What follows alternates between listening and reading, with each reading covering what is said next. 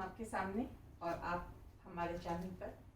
और आज मैं उस वीडियो का अगला भाग करने जा रही हूँ जिसे मैंने पिछले बार किया था। वो क्या था? राष्ट्रीय आंदोलन में गांधी युग की कुछ महत्वपूर्ण घटनाएं। तो गांधी युग अपने आप में एक बहुत बड़ा युग है। गांधी युग में कोई एक दो घटना नहीं हुई थी, बहुत सारी घटनाएं हुई। और इन घटनाओं को इस छोटे से बोर्ड पे लिखना बहुत ही मुश्किल है, लेकिन मैंने उन प्रमुख घटनाओं को यहाँ तवज्जो दी है जो अक्सर स्टूडेंट के सामने खड़े हो जाते हैं। अक्सर स्टूडेंट्स को इनका सामना करना पड़ता है। तो उन महत्वपूर्ण घटनाओं को मैंने बहुत मुश्किल से चुन चुन कर निकाला है, क्योंकि किसी को भी छोड़ना अपने आप में एक अन्याय है। तो जैसा कि मैंने बताया, कुछ महत्वपूर्ण घटना पिछले एपिसोड में मैंने जिसके बारे में बताया था, और आज जो बची हुई घटनाएं हैं जिसे मैंने अपनी लिस्ट में लिखा था, वो आज मैं आपको बताऊंगी। मैंने पिछले एपिसोड में या पिछले वीडियो में मैंने 1930 के सविनय अवज्ञा आंदोलन की बात कही थी। महात्मा गांधी ने सविनय अवज्ञा आंदोलन क्यों किया? नमक कानून के विरोध में। अंग्रेज नमक पर टैक्स लगा दिए थे, जिससे नमक का जो कीमत है, जो दाम है, वो बहुत अधिक बढ़ गया था। और गांधी जी इसका विरोध कर रहे थे। नमक तो हम जानते हैं कि चाहे वो अमीर हो या गरीब हो, सबके घर में नमक का क्या महत्व है। इस बात को उन्होंने अंग्रेजों को बताने की कोशिश की कि हम नमक पे कर नहीं देंगे, और इसी के तहत उन्होंने सविनय अवज्ञा आंदोलन किया। इसके तहत उन्होंने पहले ही बता दिया, अंग्रेजों को नोटिस दिया कि भाई आप ये कर हटा लीजिए, और अगर नहीं हटाइएगा तो हम फिर से एक आंदोलन शुरू करने जा रहे हैं। और 6 मार्च 1930 को महात्मा गांधी अहमदाबाद में जो उनका आश्रम था, साबरमती आश्रम से दांडी के लिए यात्रा शुरू की। कब शुरू की? 24 मार्च को। और दांडी कब पहुंचे? गुजरात में समुद्र के किनारे एक दांडी नाम का गांव है, वहां वो कब पहुंचे? 5 अप्रैल को पहुंचे। 5 अप्रैल को पहुंचने के बाद 6 अप्रैल को उन्होंने नमक बनाया। हम सभी जानते हैं समुद्र के पानी से नमक बनता है। अंग्रेजों ने इस पर प्रतिबंध लगा दिया था। इन सब के विरोध में यह कार्रवाई की गई थी, और यह आंदोलन फिर से एक जन आंदोलन के रूप में खड़ा हो गया। और अंग्रेजों ने फिर वही काम किया जो वो हमेशा से करते आ रहे थे, दमन नीति। भारतीयों को डरा धमका कर, उन पे तरह तरह के कानून थोप कर, उन पे तरह तरह का दमनात्मक कानून कार्रवाई करके, उन्हें गिरफ्तार करके भारतीयों को दबाने की कोशिश में अंग्रेज लगे रहे।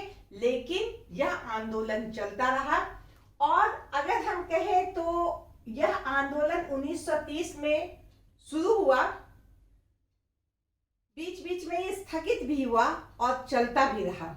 कहा जाए तो ये 2 बार सविनय अवज्ञा आंदोलन को स्थगित किया गया था और पुनः इसे शुरू किया गया था। तो यह 1930 से 1934 तक चला। इस आंदोलन ने असहयोग आंदोलन से भी अपना बड़ा रूप बना लिया था। इस बार महिलाओं की संख्या बहुत अधिक थी इस आंदोलन में भाग लेने के लिए। साथ ही साथ हम यह देखते हैं कि अंग्रेजों ने 90,000 लोगों को गिरफ्तार कर लिया, लगभग 1600 महिलाओं को भी गिरफ्तार कर लिया।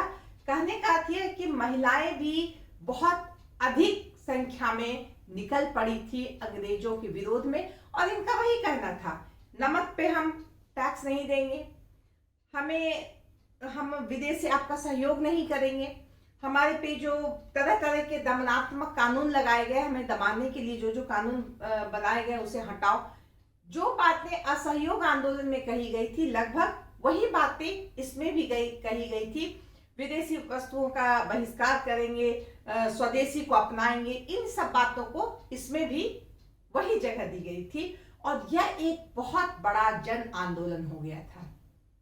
हमें एक बात याद रखना चाहिए कि भारत के उत्तर पश्चिम क्षेत्र में, भारत के उत्तर पश्चिम क्षेत्र में यहां पर जो एक नेता सविनय अवज्ञा आंदोलन का नेतृत्व कर रहे थे, उनका नाम था खान अब्दुल गफ्फार खान। वो बहुत बड़े गांधी के समर्थक थे। उन्हें सीमांत गांधी भी कहा जाता है, क्योंकि वो सीमा प्रांत पे थे ना, इसीलिए उन्हें सीमांत गांधी भी कहा जाता है। सीमांत गांधी, ये कौन थे? खान अब्दुल गफ्फार खान। और इन्होंने अपने पठान भाइयों को इस काम में लगाया था, और वो एक दल जैसे हो गए थे। उसे हम क्या कहते हैं? खुदाई खिदमतगार नाम से इन्होंने एक दल बनाया था। तो इस तरह, चूंकि हम गांधी की बात कर रहे हैं, लेकिन सीमांत गांधी का जिक्र करना भी यहाँ बनता है। मैंने याद करके बताया कि उत्तर पश्चिम क्षेत्र में सविनय अवज्ञा आंदोलन को जिस नेता ने चरम पे पहुंचाया, उनका नाम था खान अब्दुल गफ्फार खान। तो इस तरह हम देखते हैं कि सविनय अवज्ञा आंदोलन पूरे जोर शोर से चला, और इस आंदोलन ने क्या प्रभाव डाला अगर हम देखें तो इसने पहली बार यूरोप और अमेरिका जैसे देशों को इन आंदोलनों के बारे में बताया। अब लोग जानने लगे थे कि अरे देखो, भारत में अंग्रेज तो बहुत अत्याचार कर रहे भारतीयों पर। बड़े बड़े लेख वहां के न्यूज़पेपर में निकलते थे। तो यह एक बहुत एक विश्व से संबंधित समस्या हो गई। अब ऐसा नहीं कि यह घटना जो हो रही है, गिरफ्तार हो रहे हैं लोग, आंदोलन कर रहे हैं लोग, विरोध कर रहे हैं, ये अब भारत तक ही सीमित नहीं रही, बल्कि यूरोप और अमेरिका के लोग भी अब यहाँ की राजनीति को जानने लगे। ब्रिटिश की जो कार्रवाई थी, उनके जो विचार थे, उन्हें जानने लगे। भारतीयों पर जो अत्याचार हो रहा था, जो उन पर दमनकारी कानून लादे जा रहे थे, ये सारी बातों का पता अब विश्व में फैलने लगा था, लोगों को पता चलने लगा था। इसके साथ ही हम क्या देखते हैं कि जिस तरह लोग आगे बढ़कर के आए, महिलाओं का बहुत अधिक महत्व रहा इसमें। महिलाओं ने बहुत बढ़ चढ़कर भाग लिया। हम कहें तो इसमें एक कमला देवी चट्टोपाध्याय थी, उन्होंने भी गिरफ्तारी दी थी। उन्होंने कहा था कि हम भारतीय महिलाओं को लेकर के गांधी जी के साथ चलेंगे और राष्ट्र के लिए हम ऐसा करेंगे। इसके बाद हम यह भी देखते हैं कि इस आंदोलन ने लोगों में एक आत्मविश्वास जगाया, और दूसरी तरफ ब्रिटिश सरकार को लगने लगा कि अब हमारा गुजारा यहाँ ज्यादा दिन नहीं होगा। तो इस तरह से हम देखते हैं कि सविनय अवज्ञा आंदोलन एक बहुत बड़ी घटना थी महात्मा गांधी के नेतृत्व में। ये अलग बात है, इसे 2 बार स्थगित किया गया, लेकिन फिर भी यह 1934 तक यह चला और इसमें लोगों ने बढ़ चढ़कर भाग लिया। अब हम बात करते हैं प्रथम गोलमेज सम्मेलन की। एक बहुत बड़ी घटना है महात्मा गांधी युग की। 12 नवंबर 1930 में गोलमेज सम्मेलन हुआ। अंग्रेजों ने एक गोलमेज सम्मेलन बुलाया कि भाई आओ सबको, हम लोग बैठ के बात करते हैं, बहुत प्रॉब्लम है तुम्हारे देश में, तो जो जो पार्टी है उन लोग आओ। तो ये प्रथम गोलमेज सम्मेलन में क्या हुआ, कांग्रेस के कोई भी सदस्य नहीं थे। हिंदू महासभा, मुस्लिम लीग, इसके अलावा और भी बहुत सारी पार्टियां थी, वो पार्टियां वहां बैठी। लेकिन इनका सांप्रदायिकता पर इन्हें विचार करना था, लेकिन इस पर कोई विचार नहीं हुआ। शायद कांग्रेस नहीं थी इसीलिए। तो ये जो प्रथम गोलमेज सम्मेलन था वह असफल रहा। यह 12 नवंबर 1930 को हुआ था। 12 नवंबर 1930 को प्रथम गोलमेज सम्मेलन हुआ, जिसमें कांग्रेस ने भाग नहीं लिया था और यह आंदोलन असफल रहा था। अंग्रेजों को लगा कि कोई भी कांग्रेस का सदस्य इसमें नहीं है, इसीलिए यह असफल हुआ। उस समय गांधी जी जेल में थे। गांधी जी को जेल से निकाला गया। उसके बाद कहा गया कि चलिए भाई हम लोग बात करते हैं। तो इस संदर्भ में क्या हुआ, गांधी इरविन समझौता हुआ 5 मार्च 1931 में। नवंबर में देख रहे हैं यह असफल हुआ। दिसंबर, जनवरी, फरवरी, मार्च में गांधी जी के साथ गांधी इरविन समझौता हुआ। गांधी जी ने कहा कि मैं तभी समझौता में भाग लूंगा जब आप मेरी बातों को मानेंगे। क्या बात मानना है भाई? हमारे जो लोगों को आपने गिरफ्तार किया है, जिन्होंने किसी तरह की हिंसा नहीं की है, आप उन्हें छोड़ दीजिए। आप जो 10 तरह का दमनकारी कानून लगा के रखे उसे हटाइए। तो इस तरह की बातों को रखकर गांधी जी गांधी इरविन समझौता में भाग लिए और गांधी इरविन समझौता जो है 5 मार्च 1931 में हुआ। इसमें कहा गया कि देखिए गांधी जी, पिछले बार कांग्रेस का कोई आदमी नहीं था फर्स्ट राउंड टेबल कॉन्फ्रेंस में, तो इस बार आप लोग रहिए। तो ठीक है, अगर आप ऐसी बात कहते हैं तो हम तैयार हैं। जब आप हमारी शर्त को मान रहे हैं तो हम भी आपकी शर्त को मानते हैं। हम सेकंड राउंड टेबल कॉन्फ्रेंस में जरूर रहेंगे। ठीक है, समझ गए बात? अब हम देखते हैं कि फिर से एक राउंड टेबल कॉन्फ्रेंस हुआ। राउंड टेबल मतलब एक गोल मेज होगा, गोल, उसमें सब बैठ के सम्मेलन करते होंगे, कॉन्फ्रेंस होता होगा। इसमें जब दूसरी गोल में सम्मेलन में ये कब हुआ? 7 सितंबर 1931 में। इसमें गांधी जी ने सोचा कि बात करें, हम अपने देश की एकता की बात करेंगे। हिंदू मुस्लिम सांप्रदायिकता, ये पार्टी वो पार्टी, ये सब नहीं, हम एकता की बात करेंगे। अपने देश को एक मजबूत संघ के रूप में रखेंगे। लेकिन इसी बीच क्या हुआ कि ये मोहम्मद अली जिन्ना जो थे, जो मुस्लिम लीग के नेता थे, हिंदू महासभा के नेता थे, इन लोग अपने अपने जाति के लिए, अपने संप्रदाय के लिए वहां पे अजीबोगरीब प्रस्ताव रखने लगे। गांधी जी बहुत दुखी हुए, कोई मतलब नहीं निकला ये सेकंड गोलमेज सम्मेलन का, और गांधी जी वहां से लौट आए। ये लंदन में हुआ था। दूसरा गोलमेज सम्मेलन जो है ये लंदन में हुआ था। गांधी जी वहां गए थे और वहां से वह खाली हाथ लौट करके आ गए। अब हम देखते हैं कम्युनल अवार्ड। 1932 में कम्युनल अवार्ड एक बहुत बड़ी घटना है। कम्युनल अवार्ड प्रकाशित किया गया और इसके द्वारा यह कहा गया कि ये क्षेत्र हिंदू का है, ये क्षेत्र मुसलमान का है, ये क्षेत्र अछूत जाति का, ये हरिजन का है।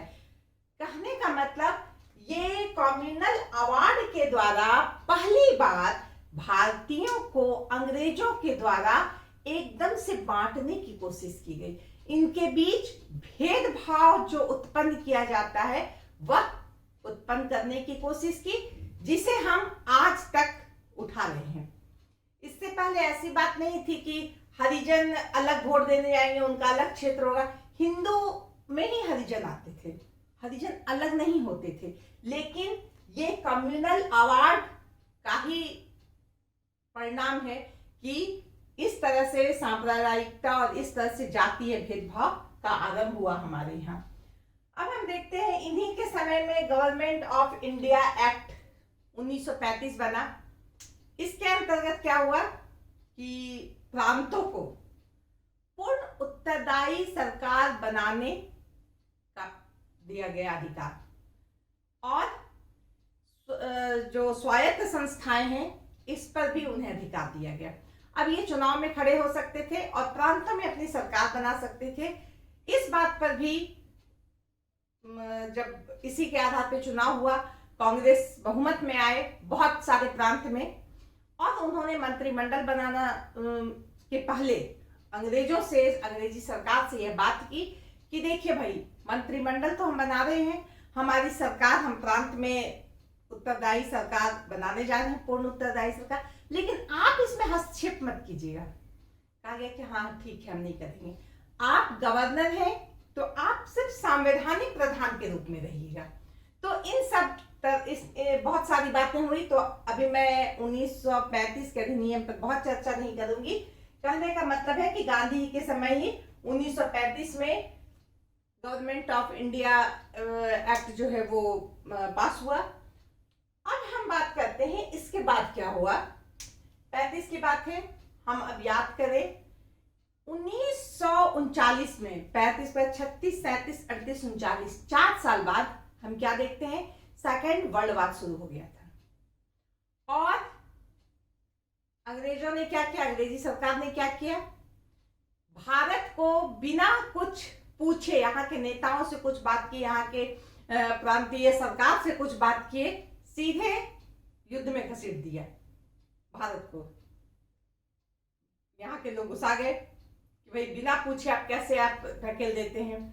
और उन्होंने यहाँ पे उस समय जो वायसराय थे लिथगो, उन्होंने कहा कि तुम लोग हमारा साथ दो सेकेंड वर्ल्ड वॉर में, तो अगले बार जब खत्म हो जाएगा वर्ल्ड वॉर तो हम तुम लोग को औपनिवेशिक स्वराज देंगे।